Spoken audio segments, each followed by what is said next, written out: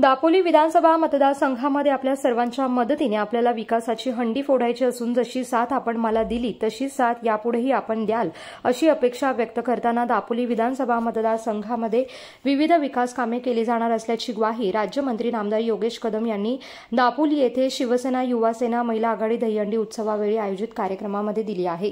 दापोली शिवसेनेतर्फे आयोजित दहीहंडी उत्सवात अनेक पथके सहभागी झाली होती। दापोली तालुक्यातील अनेक गोविंदा पथकांनी या उत्साहात सहभाग घेतला। मुंबई येथे नुकत्याच झालेल्या प्रो गोविंदा स्पर्धेमध्ये आपल्या साहसी आणि जिद्दीने हिंदुराज गोविंदा पथकाने ठसा उमटवला आहे। ही आपल्या सर्वांसाठी अभिमानाची बाब असून आजही तब्बल 8 थरांची भव्य मानवी रचना उभारून त्यांनी पुन्हा एकदा आपल्या कौशल्याचा, शिस्तीचा आणि धाडसाचा प्रत्यय घडवून दिला आहे।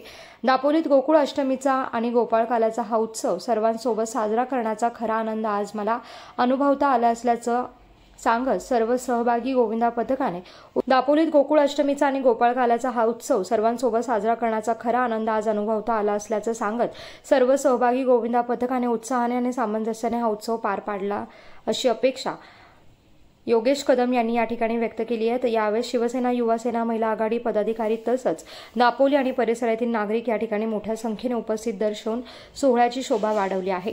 तर युवा पदाधिकाऱ्यांकडून करण्यात आलेल्या योग्य नियोजनामुळे ही दहीहंडी उत्सव कार्यक्रम आनंदात आणि उत्साहात पार पडला आहे। कोकणासह परिसरातील ताज्या घडामोडींसाठी सागर डिजिटलला सबस्क्राइब करा आणि नोटिफिकेशनसाठी बेल आयकॉनवर प्रेस करा।